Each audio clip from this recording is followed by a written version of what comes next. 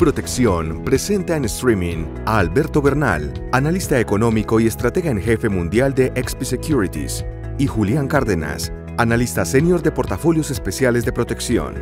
Gracias por conectarse con nosotros.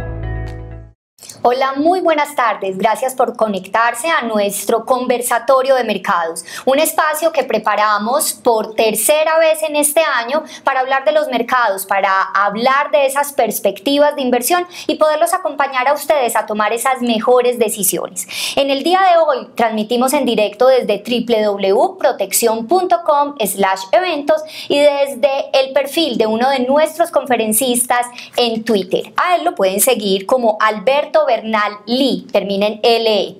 A través de estos dos sitios, tanto del perfil en Twitter como de proteccion.com/eventos, podrán enviarnos sus preguntas y comentarios y nosotros transmitirlas en directo a quienes serán hoy nuestros conferencistas.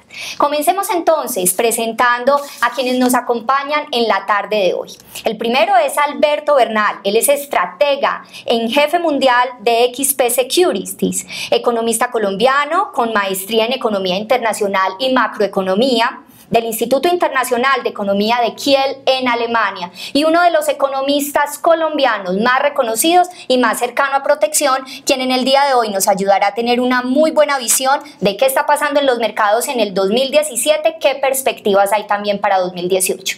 Y tenemos a Julián Cárdenas, especialista de portafolios de Protección, quien nos ayudará también a tener una visión muy importante de cómo Protección en medio de ese contexto hace unas recomendaciones para sus clientes. Julián es economista de la Universidad de los Andes con opción en administración y énfasis en finanzas y actualmente se desempeña como analista senior de portafolio. Pues a ustedes dos, muchísimas gracias por acompañarnos y qué rico que estemos acá en este encuentro de mercados. A ti muchas gracias por la invitación, Sandra. Julián, bienvenido. Bueno, comencemos hablando de este 2017, un 2017 que luego de las elecciones de Donald Trump pintaba un poco movido y en definitiva, ¿qué ha pasado y si era tan difícil la situación cuando se pronosticó versus lo que ha pasado en este año, Alberto? Pues a ver, yo creo que sí ha sido bastante difícil pronosticarlo. Yo personalmente, y lo dije el año pasado en este mismo lugar, yo pensaba que iba a haber una situación de mercado mucho más difícil bajo el presidente Trump, porque el presidente Trump ganó con una agenda bastante antagónica para el libre comercio y para los mercados. La buena noticia es que parece que no hemos visto, digamos, que se materialice ninguno de esos riesgos de cola, que son bastante complicados, y más bien hemos visto es un énfasis en la política de Estados Unidos en desregulación, que le tiende a gustar a los mercados, y la expectativa de disminuir los impuestos en la economía, que pues claramente ayuda a los mercados. Precisamente ese panorama de reforma fiscal de Trump es lo que nos tiene hablando de cuánto de crecimiento en la economía de Estados Unidos, un cerca de 2%, y eso qué impacto tiene en general en los mercados al ser una economía que sigue marcando obviamente lo que ocurra en el resto del mundo. Pues mira, yo creo que hay una cosa que poco a poco vamos entendiendo.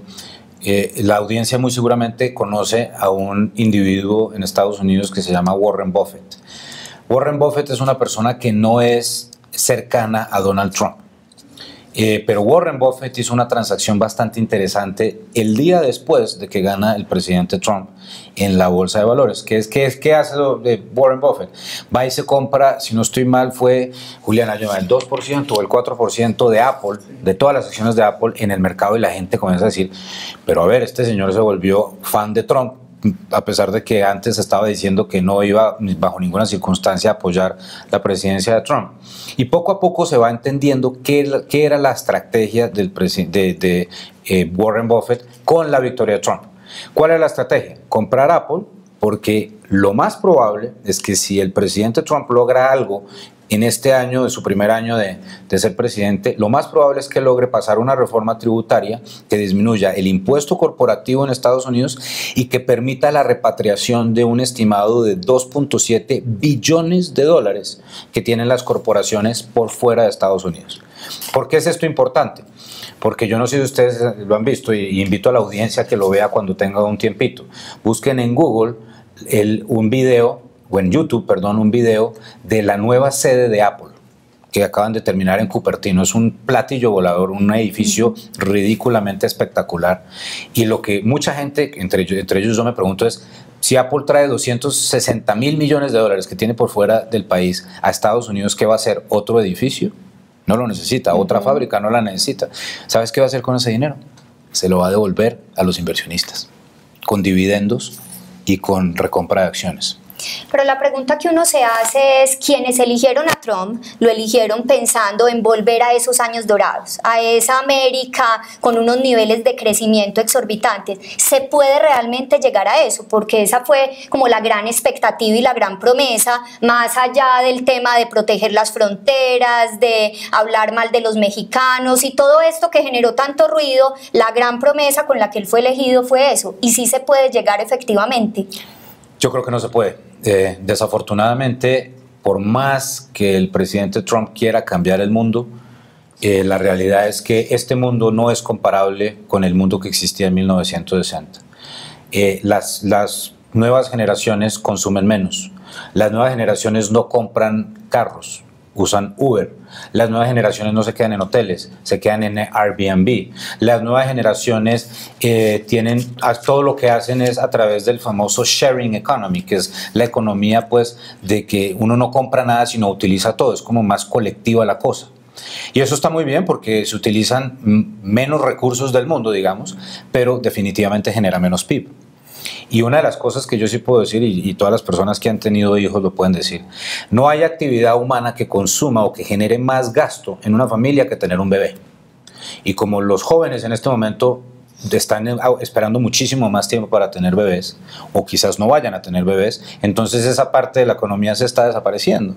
Y quién sabe si vaya a volver o no. Eso depende de las nuevas generaciones y de lo que suceda pues con el DNA de las personas. Pero lo que sí te puedo decir, Sandra, es que en el corto plazo yo veo una situación en la cual es muy poco probable que las políticas del presidente Trump vayan a generar mayor crecimiento económico en Estados Unidos. Un último ejemplo que creo que es muy importante. Yo, por ejemplo, defiendo mucho la industria del carbón en Colombia. ¿Por qué? Porque el colombiano en promedio utiliza el 10% de la energía que consume un norteamericano. O sea, es el 10%, nada comparado con el norteamericano. Entonces, por eso digo yo, Colombia tiene espacio para crecer más su industria minero-energética. Estados Unidos, no vale la pena tener una industria de carbón. En Estados Unidos, todas las personas que trabajan en la industria de carbón son 100.000 personas. Todos los empleados que hay enfocados en el carbón son 100.000 personas nomás. Y en Estados Unidos trabajan 160 y pico millones de personas. Entonces, no vale la pena apostarle a una industria como el carbón, que es una industria que está muriendo, para crecer la economía. Si Estados Unidos quiere crecer más rápido, lo que tiene que hacer es invertir más en biotecnología, más en medicina, más en software, más en inteligencia artificial, en energías alternativas, etcétera, que son industrias que van a generar mucho más crecimiento. Julián, este año Protección, dentro de sus 27 portafolios, tiene uno que es acciones dólares y lo tenía con protección de la moneda. Y sacó un portafolio complementario que es sin protección. ¿Qué estaba observando Protección en el comportamiento del dólar que lo lleva a sacar un portafolio sin protección? Y en general, ¿qué perspectiva le vemos al dólar cuando escuchamos a Alberto con este escenario de la economía de Estados Unidos? Yo diría que después de la llegada a la presidencia de Donald Trump, coincido que el gran estímulo sin duda, pues todas estas expectativas, no solo del tema de impuestos y por supuesto un manejo de la política monetaria que todavía sigue siendo pues, muy abundante, que le ayuda al mercado accionario, sino un gasto fiscal que prometía, digamos, que las acciones tuvieran un repunte muy fuerte. Con el cambio de la política que estamos viendo en los grandes bancos centrales, donde se están empezando a quitar las ayudas que se le dieron a la economía durante la crisis, hemos visto cómo las tasas de interés de sus títulos seguros, que estaban en un nivel extraordinariamente bajo hace un año, están empezando a subir. Y con la subida de las tasas de interés, la fortaleza del dólar. Entonces, para nosotros era muy interesante poder ofrecerle a nuestros clientes no solo la exposición al mercado accionario, sino que también se beneficiaran de un dólar que aparentemente con estas políticas podía ser muy fuerte. ¿Y tú cómo lo ves, Alberto? ¿Cómo ver esa moneda dólar en medio de este contexto? Pues a ver, yo creo que hay que calificar la discusión. Estamos en Colombia y la mayoría de las personas que están viendo esto muy seguramente están en Colombia. Yo siempre lo he dicho y Julián lo repite cada vez también en nuestras conferencias. Julián y yo gastamos 24 horas al día pensando en economía, tratando de pronosticar cosas en economía, etcétera, etcétera. Y muchas veces nos equivocamos, porque es que la incertidumbre que hay en el sector financiero es muy importante. Entonces, una de las cosas que yo nunca le voy a dejar de decir a mis clientes, de las personas que quieren oír mi consejo, es: tenga cuidado, porque si Alberto Bernal se equivoca en sus predicciones, cuando su trabajo es hacer predicciones, y creo que tengo el entrenamiento universitario para hacerlo, e igual me equivoco porque el mundo es muy incierto, pues es un error tratar de jugársela sin tener precauciones al respecto. Entonces, una de las formas como la cual uno, estando en Colombia, se cubre ante el riesgo de que algo salga mal es teniendo una exposición larga en dólares. Porque si el peso colombiano se deprecia, los dólares que tiene uno valen más en términos de pesos. Entonces, uno, en términos de qué tan pudiente es en un momento u otro, pues al caerse el valor del peso colombiano, que implica que la casa de uno vale menos o el carro de uno vale menos en el extranjero, si uno tiene unos dólares, al menos compensas un poco la pérdida que tuviste, ¿no? Nos pregunta Francisco, ¿qué opina usted sobre posibles burbujas de renta variable en Estados Unidos y cómo afectaría al mercado colombiano? Esa es una gran pregunta que está haciendo Francisco. A ver, yo personalmente vengo, o me ha tocado este año, nunca me ha pasado eso, pero este año me ha tocado ajustar al alza 4 veces ya mi expectativa de dónde va a terminar el mercado de acciones de Estados Unidos. O sea, ya 4 veces. Normalmente uno solamente tiene, eso no, Julián, uno cambia 1 a 2 veces. Este año ya vamos 4 veces de cambiar el objetivo, el valor objetivo del Standard & Poor's 500. ¿Por qué sigue subiendo el mercado? Por una sencillísima razón, porque es cierto que hay menos estímulo monetario en el mundo, eso es una realidad. Pero lo que también es cierto es que se imprimió tanto dinero, 10 trillones de dólares en los últimos 7 años, si no estoy mal, que hay dinero para todo. Entonces, cuando alguien dice, por ejemplo, Alberto Bernal dice, es hora de vender acciones de Estados Unidos, entonces muy seguramente un cliente me va a decir, bueno, listo, entonces vendo mis acciones de Estados Unidos, ¿qué me recomienda que haga yo? Y como no tengo recomendación alternativa, entonces le digo, pues quédese en dinero, quédese en cash, quédese en efectivo. Y entonces el cliente, si es un cliente que está en Australia o está en Noruega o está en Londres, me va a decir, pero Alberto, pero es que si yo me quedo en efectivo, el banco me va a cobrar por guardarme mi dinero.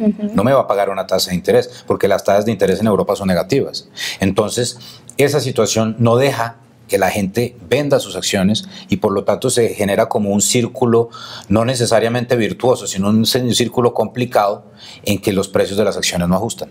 Julián, ahorita vamos a pasar al mercado local en el segundo bloque, pero no se ve lo mismo en la renta variable colombiana. Todavía está sin descontar como todas esas oportunidades para el cierre de 2017. Sí, estamos muy rezagados. Yo pienso que la economía colombiana ha sufrido muchos golpes desde el 2014, desde la caída del precio del petróleo, pérdida de credibilidad, las reformas tributarias, todo eso hizo que la economía sufriera desde diferentes frentes. Y obviamente en este momento pues estamos muy rezagados frente al desempeño de algunas economías en América Latina. Nuestra moneda ha perdido más valor frente a otras monedas. Entonces yo creo que de pronto ahí puede haber algo de oportunidad. Ahora, con lo que tú comentabas de las burbujas, yo diría que es muy importante entender que durante la crisis financiera, no sé si lo ves así, Alberto, pero se dio una distorsión enorme también en los títulos seguros. Sí. Porque toda esta liquidez, toda esta compra de activos hizo que las tasas llegaran a un nivel donde nadie se lo soñó durante la crisis, y eso de alguna forma hizo que esos activos seguros tuvieran unas valorizaciones increíbles. Entonces, mira que las burbujas no solo hay que verlas por el lado de la renta variable, sino sobre todo en la renta fija. Exacto. Que está empezando a tener un cambio, y puede ser un riesgo de pronto para el próximo año, más en la renta fija, diría yo, que en la renta variable. La renta variable en los Estados Unidos vemos que las la expectativa es que sigan generando ingresos y que la política, como decía Alberto, siga siendo muy laxa. Entonces todo eso es el Walt Disney para las acciones. Entonces por eso es que nos ha tocado, como decía Alberto, ajustar las estimaciones para las acciones, y pareciera que todavía es muy importante seguir el mercado accionario. Antes de cerrar este segmento, vamos con la última pregunta que tenemos en el chat. Estamos viendo un aplanamiento cada vez mayor de la curva de tesoros americanos. ¿Definitivamente nos sugiere esto que viene una recesión para los Estados Unidos? Esa es una gran pregunta. La persona que hizo esa pregunta entiende muy bien cómo funciona este mercado. Yo pienso que es un poco técnico lo que voy a decir, pero es importante decirlo.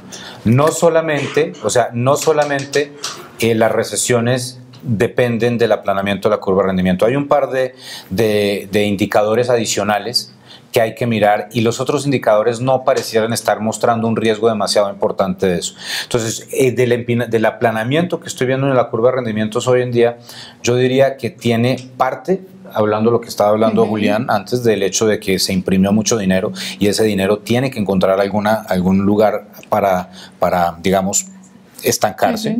Y muy seguramente ese nivel es el bono de 30 años, ese lugar es el bono de 30 años de Estados Unidos. Pero también creo yo que hay un componente de menor inflación estructural que se está demostrando a través de este aplanamiento de la curva de rendimientos. Pero ojo, menor inflación estructural no necesariamente es análogo a una recesión. Entonces hay que tener mucho cuidado con esa cuestión. A mí me parece que en la curva de rendimientos de Estados Unidos está pronosticando más un problema estructural de la inflación y no una recesión. Bueno, pues con esa conclusión nos vamos a un corte. Volvemos en unos segundos, no se muevan. En Protección existimos para que disfrute la vida con inversiones diversificadas según sus objetivos y perfil de riesgo. Invierta hoy.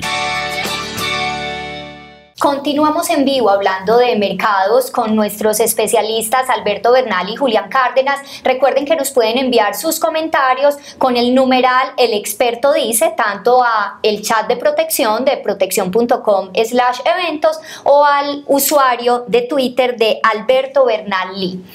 Cerramos hablando de Estados Unidos y quiero que pasemos a China. ¿Qué expectativa de crecimiento tenemos para China en este cierre de año y lo que se vislumbra para el 2018? A ver, yo creo que la historia de China se ve bastante bien. Voy a tratar de proyectar si es posible, una gráfica en PowerPoint. Y bueno, después lo mostramos si no hay problema. Esta gráfica que les voy a mostrar acá, que creo que es muy importante mostrarla, en la velocidad de crecimiento de China a futuro. Yo espero que para el 2018 China crezca 6.2% año a año. Y ojo que ya estamos hablando de una economía que vale 11 billones de dólares. Estados Unidos vale 19. O sea, China creciendo al 6% es un logro para la humanidad impresionante. ¿Por qué? Pues porque cada día tienen menos pobres, ¿no? En este momento en el campo de China hay 1.350 millones de personas en China y la estimación es que solamente hay 40 millones de pobres en este momento en China, que es mínimo comparado con hace 30 años donde el 80% de la población era pobre. ¿Por qué crece China? China crece por un proceso continuado de urbanización extremadamente fuerte. Para que la audiencia oiga este número, y creo que es muy importante. Colombia en este momento el estimativo es que tenemos 50 millones de personas en el país. Cada año en China se están urbanizando 26 millones de personas. O sea, la mitad de Colombia se urbaniza todos los años. Usted construye en la China 3 veces o 4 veces, 3 veces y media toda la ciudad de Bogotá, la construye 3 veces y media todos los años, con todo, bancos, autopistas, edificios, acueductos, alcantarillados, etcétera, etcétera. Entonces creo que esta es una impresionante noticia para los mercados emergentes, porque que la China crezca así de fuerte implica muy buenas noticias para el precio del petróleo, que es la otra gráfica que quiero mostrarles en este momento, donde se ve el crecimiento. Esto es el último mes de crecimiento de la demanda de petróleo por parte de China, que volvió a crecer por encima del 15% el último mes.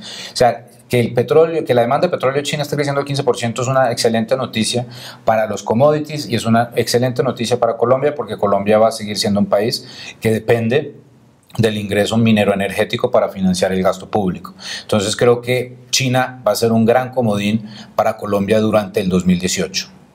¿Y qué perspectivas tenemos en Japón y Europa? ¿Por cuánto tiempo seguirán esos estímulos monetarios que necesitan estas economías, obviamente con una inflación tan limitada como la seguimos viendo? Es una excelente pregunta, Sandra. Mira, la respuesta es la siguiente.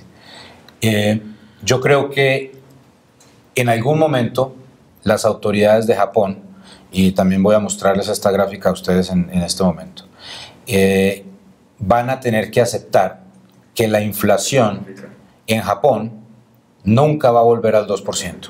Para mí eso es lo que yo vengo anunciando o hablando desde hace ya más de 7 años.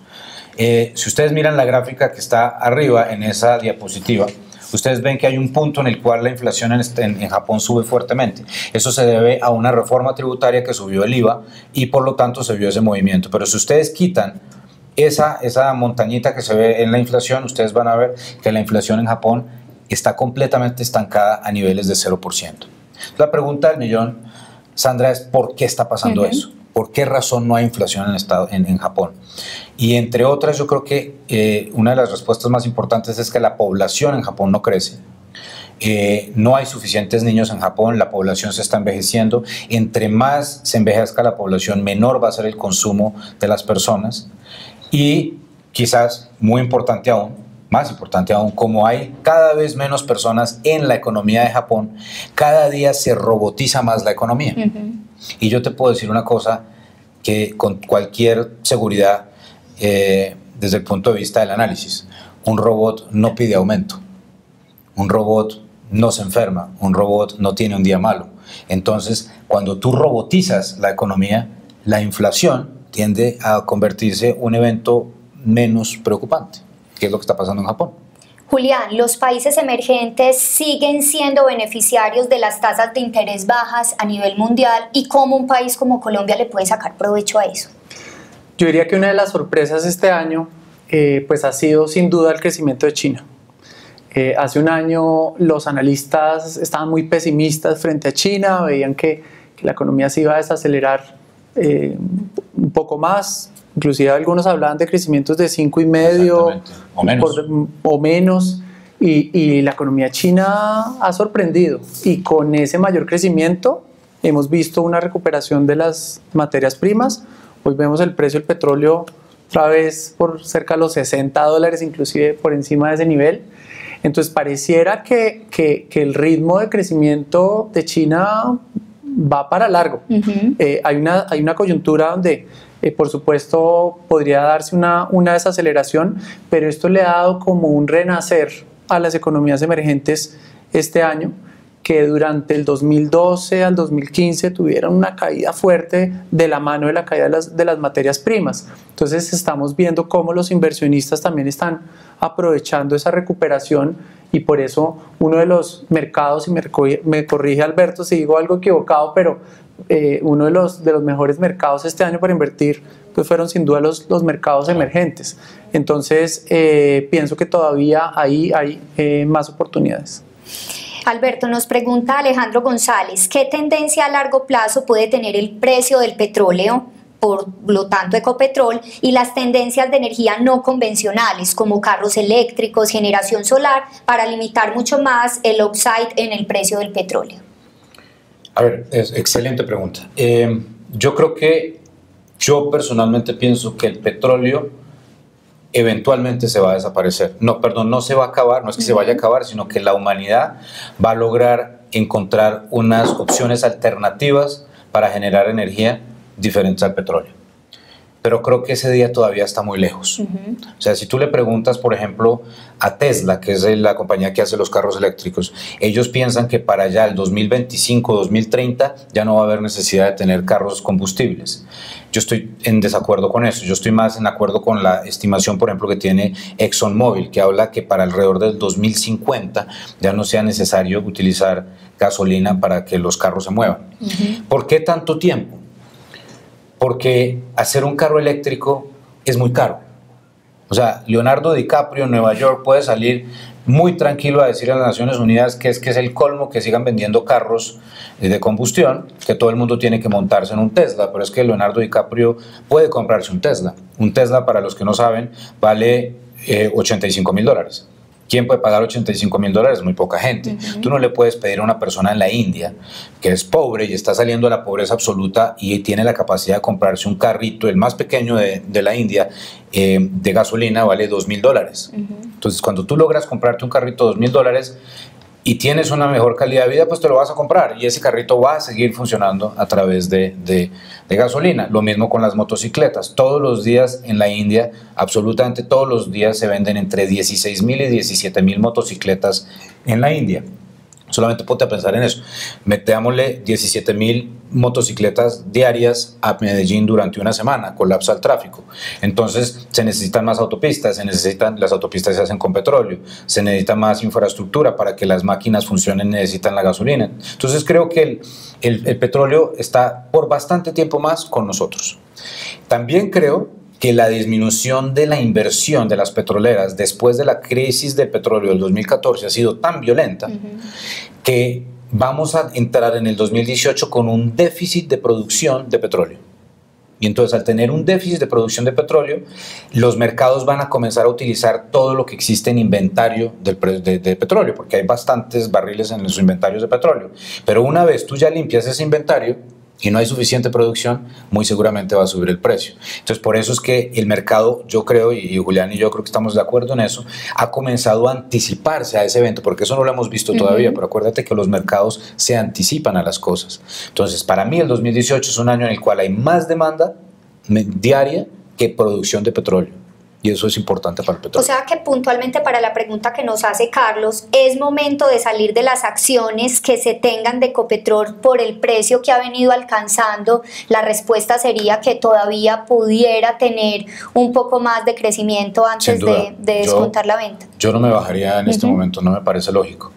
Yo solamente decidiría salir de mis acciones de Ecopetrol si el próximo gobierno de Colombia decide decirle no a la inversión en hidrocarburos, y pues esperemos que todos los candidatos tengan la suficiente sensatez de no hacer semejante barbaridad.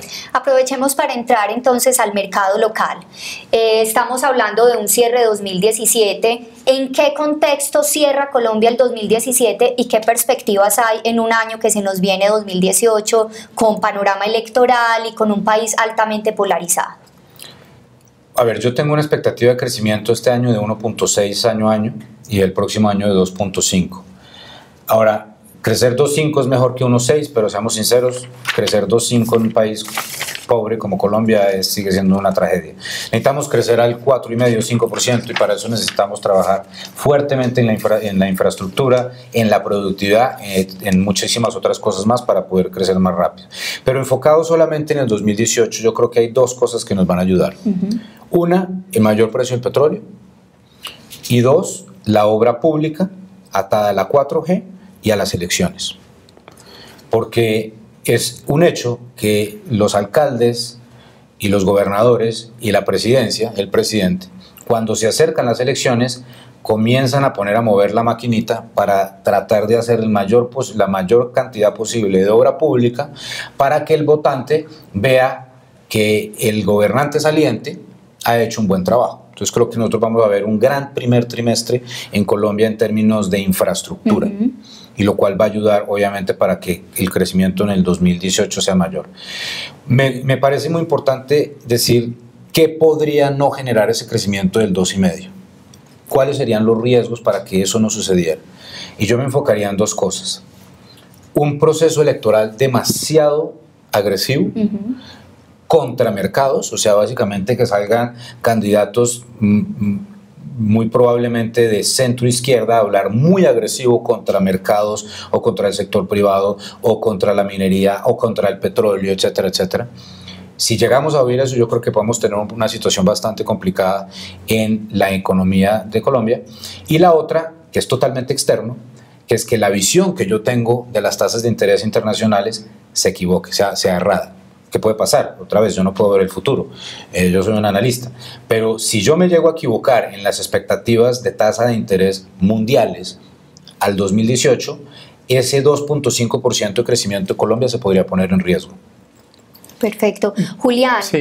Para complementar... No, yo agregaría que si bien para el 2018 no esperamos un repunte fuerte como lo vimos en el 2009 de la mano de un precio del petróleo mucho más alto, yo diría que es muy importante la señal, y la señal es que después de 3 años, 4 años muy flojos, vamos a empezar a ver nuevamente, ver crecer la economía, y además de lo que mencionaba Alberto, muy importante tener en cuenta que nuestros principales socios comerciales van a crecer más, van a crecer más en Latinoamérica. Estados Unidos posiblemente va a tener un buen dinamismo, inclusive Europa, que hace un año estábamos en un escenario muy distinto, va a crecer más. Entonces me parece que aquí es muy importante la señal, y que esto viene acompañado de socios comerciales internacionales con una mejor dinámica, en un escenario donde tenemos una inflación más baja y tasas de interés que posiblemente van a ayudarle aún más a la economía. El Banco de la República pues, nos ha dado señales que de pronto puede bajar un poco más las tasas, entonces pues vamos a tener una señal positiva para Colombia el próximo año. Nos pregunta Rodrigo Torres, ¿cuál va a ser el mayor riesgo para Colombia por mayores tasas de interés en Estados Unidos y la zona euro? Gran pregunta de Rodrigo. Una de las cosas que yo respondería es, eso está por verse. Vamos a ver si se pueden subir las tasas de interés más en Europa y en Estados Unidos. Yo personalmente pienso que no hay ninguna posibilidad de que Europa vaya a subir las tasas de interés el próximo año. Por si acaso, para los que no saben en la audiencia, la tasa de intervención del Banco Central Europeo en este momento es negativo 0.4. Negativo. O sea, cuando usted le da dinero al Banco Central, si usted es un banco y le da un dinero al Banco Central de Europa, el Banco Central de Europa le devuelve a usted menos, porque hay tasa de interés negativa. Entonces creo que eso va a mantenerse, y eso le ayuda a los mercados emergentes, porque cuando a ti te ofrecen tasa negativa, tú tienes que buscar algo que te pague positivo. Aunque aumentes un poco más el riesgo. Aunque aumentes un poco más el riesgo, exactamente. Y en Estados Unidos todo va a depender de la inflación. Si la visión mía está errada y la inflación en Estados Unidos se incrementa más rápidamente de lo que yo espero, pues la Fed va a subir más la tasa de interés y Alberto Bernal se va a equivocar y posiblemente Rodrigo va a tener razón, ¿cierto? ¿Qué tiene que pasar? Otra vez, todo está atado a la inflación. Entonces, la predicción más difícil que existe, en mi opinión, en este momento en el mundo, es cómo hacemos para saber, o si tenemos o no tenemos, un proceso de inflación acelerado, no acelerado, sino más rápido en el 2018 versus 2017.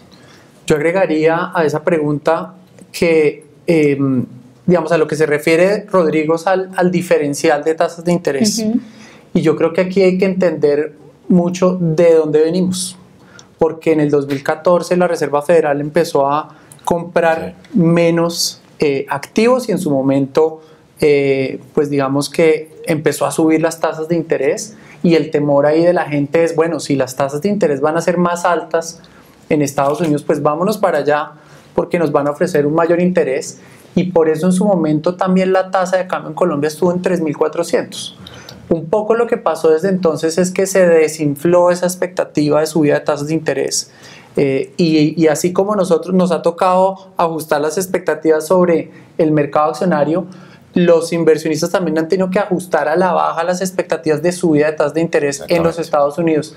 Entonces no necesariamente porque suba Estados Unidos y baje Colombia, la tasa de cambio debería subir. Perfecto. ¿Sí? Inclusive hasta con ese precio del petróleo no me sorprendería hasta que de pronto la tasa de cambio baje más. @JD Gutiérrez en Twitter nos pregunta, ¿ven ustedes en renta fija riesgo de salida de extranjeros de Colombia acelerada y el dólar al alza? Confrontándolo con lo que estás diciendo de la tasa de cambio. Esa es una gran pregunta, y yo creo que eso es algo que todos tenemos que poner atención. Ahora, yo te puedo pronosticar 2 escenarios en los cuales sucede eso. El primero, un escenario en el cual la política demuestre, por cualquiera sea la decisión de los colombianos, que el próximo líder de Colombia vaya a ser una persona que no respete, como se ha respetado hasta ahora, la responsabilidad fiscal. Para mí lo más importante es lo fiscal. En cuanto a lo del Banco de la República, también hablar sobre la no independencia del Banco de la República generaría también un riesgo importantísimo. Básicamente, oír un discurso similar al que llevó, por ejemplo, a Rafael Correa a presidencia de Ecuador sería catastrófico para el mercado en Colombia. Mientras se mantengan los discursos suficientemente pro mercado y pro estabilidad fiscal y respeto a las reglas de juego, no debería haber mucho problema. Y el segundo, que yo creo que es más probable, no creo que vaya a pasar, pero podría pasar, está atado nuevamente a lo que vaya a suceder con las tasas de interés en Estados Unidos. Porque es que, a ver, en este momento, si uno mira lo que está pronosticando el mercado en este instante el mercado internacional, o sea, todas las personas que miran la curva de rendimientos de cualquier parte del mundo, desde cualquier parte del mundo, Londres, Abu Dhabi, en fin, Australia, lo que sea, están mirando en el consenso que solamente la Reserva Federal va a subir las tasas de interés de aquí a un año en 46 puntos básicos. Pero la Reserva Federal ya dijo que las quiere subir en 100 puntos básicos. O sea, el mercado no le cree a la Reserva Federal. Si el mercado comienza a creerle a la Reserva Federal, vamos a ver salida de dinero de Colombia. Tenlo por seguro. Estos son interesantes. Yo ahí agregaría que es muy importante entender de nuevo el contexto global y la situación que venimos viviendo desde la crisis financiera. Porque si bien el escenario plantea que Estados Unidos va a empezar a subir las tasas de interés y eso de alguna forma aumentaría el riesgo de Colombia a través, por ejemplo, del CDS, de los Credit Default Swap para Colombia, lo que vemos es que los grandes inversionistas, fondos de pensiones del mundo están buscando rentabilidad. Y ahí cuando uno tiene opciones en Europa, Asia, Estados Unidos y mira Latinoamérica entendiendo todos los problemas que tenemos y todos los riesgos, dice, me aventuro a invertir igual en Colombia. Entonces, los mayores tenedores de test del mercado internacional en Colombia son fondos de pensiones inversionistas de largo plazo. Entonces, no necesariamente deberíamos ver como una salida tan fuerte en el país. Una cosa muy importante es que el inversionista internacional no pide perfección. La persona que invierte en Colombia entiende que Colombia es un país que tiene bastantes problemas, pero ¿por qué invierte acá? Y lo dije esta mañana en otro foro. Sandra, si tú estás sentado hoy en Tokio y tú eres inversionista institucional en Tokio y tú quieres comprar el bono de tu gobierno para invertir, ese bono te está rindiendo en este momento 0.01%. O sea, 0.01% logra que tu cliente, la persona que te da el dinero a ti, solo pueda doblar su dinero cada 14.000 años. Eso no es una inversión porque nadie va a vivir 14.000 años. Entonces, los japoneses tienen que comenzar a mirar otras opciones en el mundo para generar retorno. Entonces, y no buscan perfección. Es lo que hay. Todo es un valor relativo. Entonces, si Colombia tiene sus problemas, etcétera, pero pareciera que es un país que respeta las reglas de juego y que va a mantener la independencia del Banco Central y que va a ser suficientemente juicioso con la parte fiscal, pues entonces invirtamos en Colombia porque paga 600 puntos básicos más que Japón. Perfecto, terminamos entonces con esto nuestro segundo bloque, ya regresamos para cerrar este encuentro de mercados y poder sacar unas conclusiones más claras de, bueno, ¿y qué hacer con nuestras inversiones en el año que viene? Ya regresamos. Si quieres viajar, estudiar, comprar un apartamento, comienza hoy. Decide lo que esperas en tu vida. Ahorra desde hoy. En Protección existimos para asesorarte y acompañarte a cumplir todo lo que quieres. Protección. La vida desde hoy.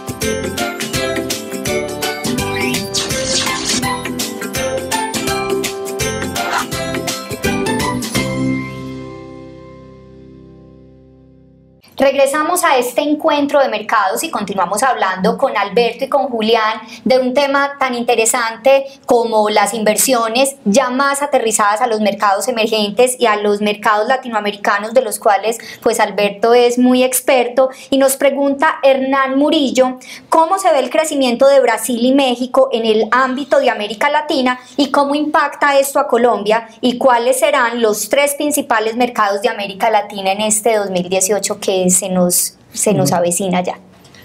A ver, yo voy a comenzar con la segunda.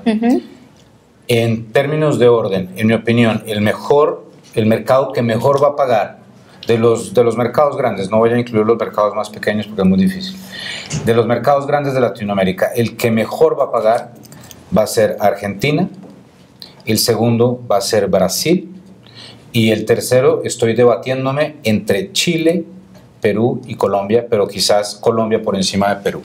Argentina era el patito feo de la región hasta antes de las elecciones, ¿verdad? Sí, ¿Cómo cambia un gobierno esa dinámica y esa visión del inversionista internacional? Pues es que mira, la verdad, desde el punto de vista del inversionista internacional, yo me acuerdo de haber tenido una vez una conversación con un inversionista en Londres, en que me dijo, mire, Alberto, usted cambia a Cristina Fernández de Kirchner y pone a un pastor alemán y Argentina está mejor. Así de sencillo. No hay nada peor que el gobierno de Cristina Fernández de Kirchner.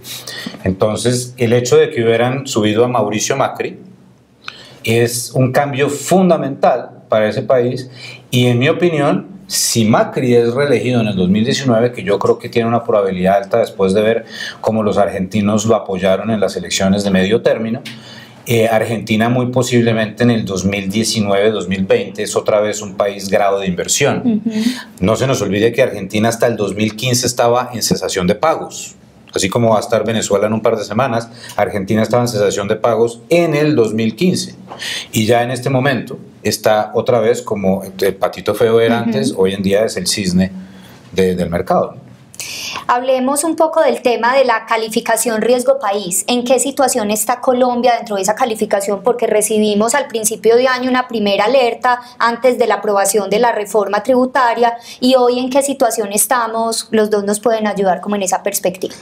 Bueno, yo diría que ha sido una sorpresa para muchos inversionistas del exterior y también locales que no nos hayan bajado la calificación, porque después de esa situación tan difícil que tuvimos de la caída en el precio del petróleo, de la importancia del petróleo en nuestras exportaciones y sobre todo en nuestros ingresos, era para que nos hubieran bajado la calificación de riesgo. Entonces, el comportamiento sobre todo del último año y medio, 2 años, ha sido un poco atípico en ese sentido. Inclusive muchos de los títulos de Colombia en el exterior estaban descontando al menos un descuento de un escalón. Y en este momento algo que sería una sorpresa es que no nos bajaran. Y si no nos bajan, como inversionista, pues hay algo de interés ahí. Las calificadoras de riesgo han, por supuesto, manifestado su preocupación en el cumplimiento de la regla fiscal, en que la economía no está creciendo, en que el ministro de Hacienda a mitad de año se veía muy optimista en términos de crecimiento cuando la situación era obviamente de desaceleración. Entonces yo creo que ese es un tema que va a seguir estando muy presente, muy vigente, pero yo diría que lo más grave para Colombia de alguna forma ya pasó. ¿Sí? El escenario grave, complicado, se dio a comienzos del año pasado cuando teníamos precio del petróleo por debajo de $30, no se sabía si se iba a firmar o no la paz, nos guste o no, y el tema de la reforma tributaria. O sea, eran temas que estaban con la mayor tensión en Colombia, tasa de cambio 3.400. Hoy yo veo un escenario, la verdad, distinto, aunque obviamente en cualquier momento puede pasar algo en tema de calificación. Yo concuerdo, yo solamente añadiría que esto es importante que la gente lo sepa. Las decisiones de la calificación de un país se toman bajo unos parámetros de, digamos, deuda contra PIB, inflación, desarrollo económico, inversión contra PIB, o sea, una cantidad de cosas que se miran, tasas de interés, pero también tiene mucho que ver con la credibilidad de la nación. Y yo sí tengo que decir que si hay algo que Colombia ha cultivado por lo menos durante el gobierno Pastrana, el gobierno Uribe y el gobierno Santos, es tener tecnócratas manejando el Ministerio de Hacienda, personas que manejan perfectamente el inglés, que tienen la capacidad de sentarse con cualquier analista de una agencia de riesgos en Nueva York y defender la posición de Colombia. Y a mí me parece que eso hace diferencia en cuanto a la capacidad que ha tenido Colombia de mantener su calificación. Yo estoy enfocándome en dos cosas para ver si le baja la calificación a Colombia en el 2018. Tres cosas: crecimiento, licencia previa, si hay avances o no de Colombia en términos de los procesos de licencia previa para que haya más inversión en hidrocarburos y en minería, petróleo, y la capacidad de la economía de crecer un poco más comparado con el 2017. Ese crecer un poco más es sobre la base del 2.5 que nos mencionaste al comienzo. ¿Y ustedes hacia dónde ven que va el peso colombiano en el 2018? Porque esa es típica pregunta de nuestros inversionistas y ahorradores. Pues yo diría que, de nuevo entendiendo que lo más grave lo vivimos a comienzos del año pasado, y si miramos el déficit de cuenta corriente 2015, era el máximo, el más alto de la historia, 6 puntos del PIB. El año pasado tuvimos un 4.5, 4.7 por ahí en déficit de cuenta corriente. Este año al parecer podríamos estar algo cercano al 3.7 de déficit, que sigue siendo tremendamente grande, importante, pero el déficit cada vez es menor. Entonces, los flujos de inversionistas, por ejemplo, el tema del petróleo, han venido recuperándose. Los flujos de portafolio vienen, digamos, con una mejor dinámica. Entonces, de alguna forma, la tasa de cambio, a pesar de que el ambiente hoy es pesimista, con sorpresas no muy aceleradas en términos de crecimiento, desde mi punto de vista, no debería sorprendernos una tasa de cambio abajo. Ahora, el tema político, el tema de las elecciones, sin duda va a generar un ambiente de desconfianza que va a hacer que de pronto la tasa de cambio siga rezagada frente a otras monedas de Latinoamérica. Y Alberto. Yo tengo 2.950 para final de este año y 2.950 para el final del próximo año como escenario base.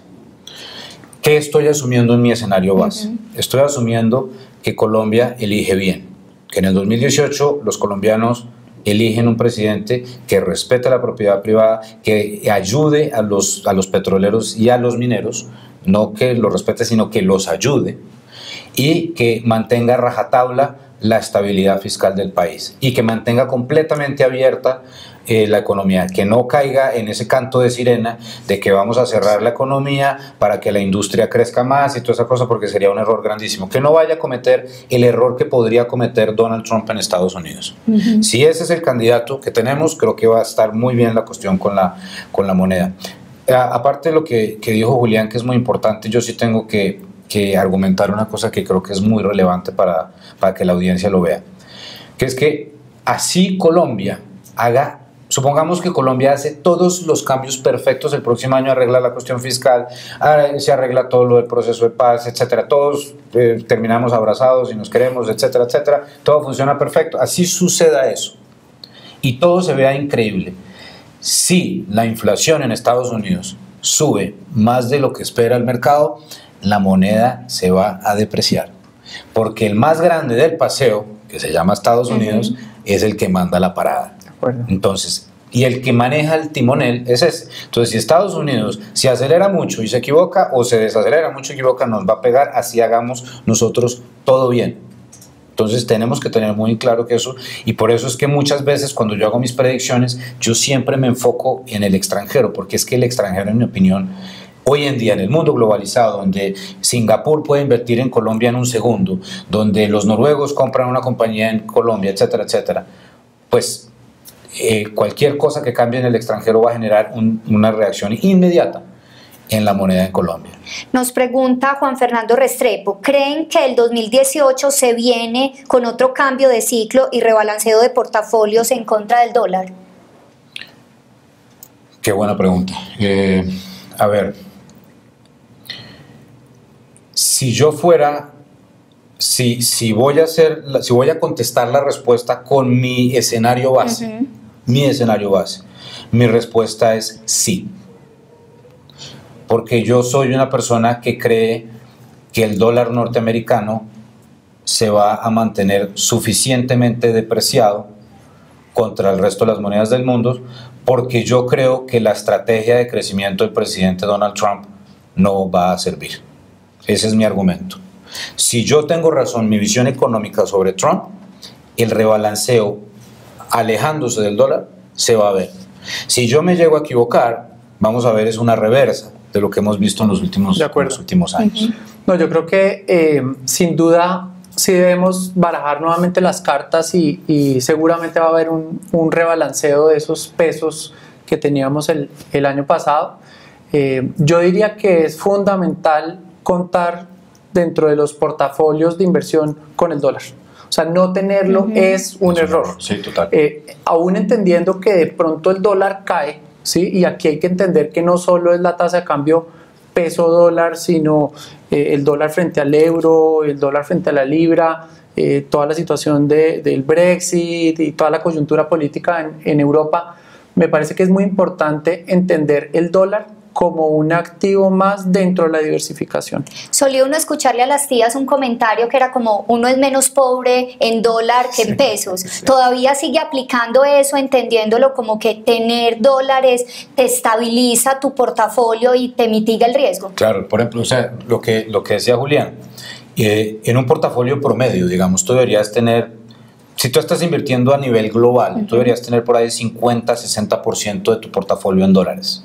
Entonces yo a pesar de que tengo una visión de que el dólar quizás no se aprecie más, yo no me atrevería a decir no tenga dólares, no. En vez de tener 50 o 60, tenga 45 para tener quizás un poquitico más de euros, un poquitico más de yenes. Me explico. No es no quedar en moneda externa. O sea, lo que decían las abuelitas es lo más sabio del mundo. O sea, no ponga todos sus huevos en la misma canasta.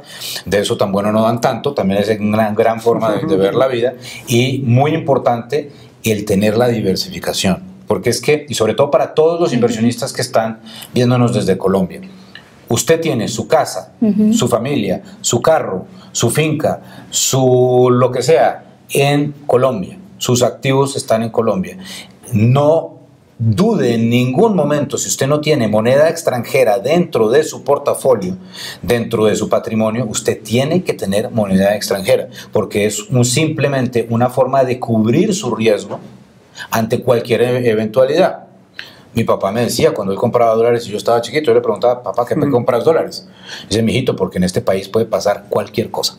Entonces uno tiene que tener algún activo que le ayude a cubrir los riesgos inherentes que vivimos los colombianos por estar acá. Y Protección ha entendido muy bien eso. Y por eso, si podemos poner, por favor, la diapositiva de los portafolios, a través de los portafolios balanceados nosotros incorporamos el dólar.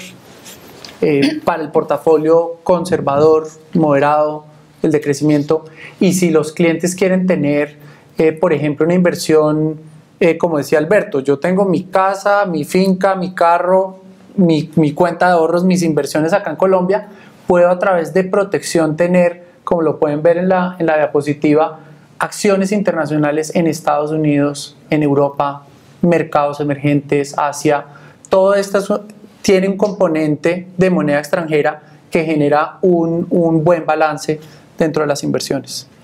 O sea que viendo este panorama, no es cliché uno decir que en medio de todas las variables que yo tengo que tener en cuenta, de la situación geopolítica, de la situación fiscal de los países, es difícil para un inversionista tomar solo esas decisiones. O sea, yo necesito tener un asesor que me ayude a construir ese portafolio, porque es difícil yo mismo estarle haciendo seguimiento a todos estos comportamientos que cada vez tienen mayor impacto en mis inversiones. Claro.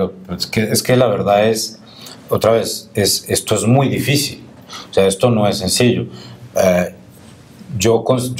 a mí me encanta lo que hago, pero yo sé que mi trabajo en cierta forma es muchas personas les parece como es especulación, es algo que no vale la pena, que no genera actividad económica, y en cambio otras cosas sí generan mucha más actividad económica. Por ejemplo, la industria genera más actividad económica, posiblemente, pero una persona que está dedicada a su fábrica o a sacar cualquier producto, o está dedicada a su almacén, o es un doctor, etcétera, etcétera, no puede hacer esto solo, porque si Alberto Bernal, que gasta todo su día leyendo todo lo posible que pueda sobre economía y finanzas, cada rato se equivoca, porque pasan las cosas. Yo pensé que Trump no iba a ganar y ganó Trump. ¿Qué pasa mañana si hay un conflicto nuclear entre Corea del Norte y Corea del Sur? No tengo ni idea. O sea, son cosas que simplemente uno no puede ver el futuro. Y el trabajo de un asesor no es ver el futuro, sino es tener una forma de entender la realidad y hacer un plan de acción para maximizar los recursos de las personas, para que ustedes que están viendo esto tengan la capacidad dentro de 20 o 30 años, cuando se retiren, de tener un retiro mucho más cómodo. Yo aquí agregaría que no hay receta, no hay una única receta para invertir, no existe una bolita de cristal, y nosotros, cuando tomamos decisiones, nos equivocamos todo el tiempo, pero nos equivocamos menos que las personas invirtiendo directamente. Exactamente. Entonces nosotros tenemos un equipo muy robusto, un proceso muy ordenado, donde tomamos decisiones de manera informada y tratamos de tomar decisiones cada año, pues para sacarle el mayor provecho posible a los diferentes activos, donde la clave sin duda es la diversificación. Si podemos ver la diapositiva, la última diapositiva, simplemente para mostrarles cómo desde el año 2008 a la actualidad, cada uno de esos colores es un activo financiero distinto. Algunos meses algunos años, con variaciones muy negativas, otros con variaciones muy positivas. Es muy difícil atinarle a todo siempre.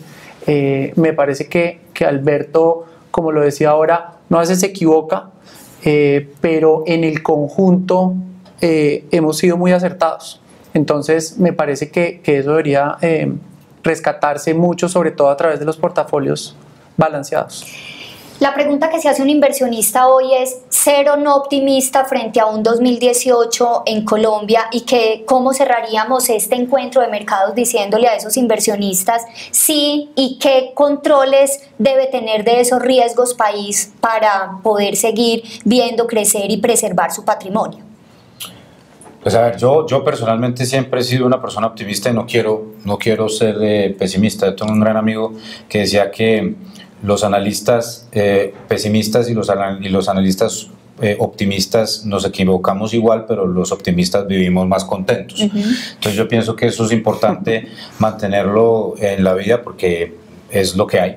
Pero lo que yo sí diría, y terminaría mi comentario al respecto, es yo no puedo ser pesimista Colombia, porque yo no conozco a un colombiano que esté varado por fuera de Colombia. Cualquier colombiano que sale de Colombia por cualquier situación y le toca irse a España, o le toca irse a Alemania, o le toca irse a Nueva York, o le toca irse a algo se inventa, algún negocio comenta, y en la gran mayoría de las situaciones es una persona que termina siendo extremadamente productiva para eso. Por lo tanto, yo, pesimista Colombia, no puedo ser, porque el DNA que tenemos acá es una cosa increíble, y yo lo que creo que necesitamos es volvernos más organizaditos, más juiciosos con la pagada de impuestos, más juiciosos con la cuestión de la corrupción, y abrirnos al mundo, a que venga todo el que quiera invertir en este país, porque aquí lo que necesitamos es más gente que se la juegue por este país. Yo agregaría, para terminar también, que el año que viene pues es muy complejo y genera, digamos, muchas pasiones. Y obviamente la mayoría de las personas están pesimistas porque las cifras están mostrando un escenario pesimista. Pero así como dice también Warren Buffett, donde cuando la gente tiene mucho temor, de pronto hay que ser un poco más optimista. Somos muy apasionados en Colombia, y yo lo que veo es que el 2018 va a ser un año de recuperación moderada en términos económicos, pero muy bueno para las inversiones. Y lo más importante es tomar decisiones conscientes en función del perfil de riesgo y el horizonte de inversión y no decisiones apresuradas desde las vísceras. Total. De acuerdo. A ustedes muchísimas gracias por habernos acompañado. Fue un placer estar aquí sentada con ustedes conversando y con ustedes quienes están allá viéndonos y siguiéndonos. Recuerden, numeral El Experto Dice, por si quieren seguir comentando del tema. Alberto, muchísimas gracias. Feliz regreso a los Estados Unidos. Esperamos tenerte por acá a principio del año entrante para que miremos cómo cerró el 2017 y cómo arranca entonces el 2018. A ti muchas gracias, un placer estar con ustedes y hasta la próxima. Y a Julián, muchísimas gracias. Seguramente muchos clientes seguirán teniendo el placer de recibir tus asesorías de manera personal. Nos vemos en una próxima oportunidad. Feliz tarde. Protección presentó en streaming a Alberto Bernal, analista económico y estratega en jefe mundial de XP Securities, y Julián Cárdenas, analista senior de portafolios especiales de protección. Gracias por conectarse con nosotros.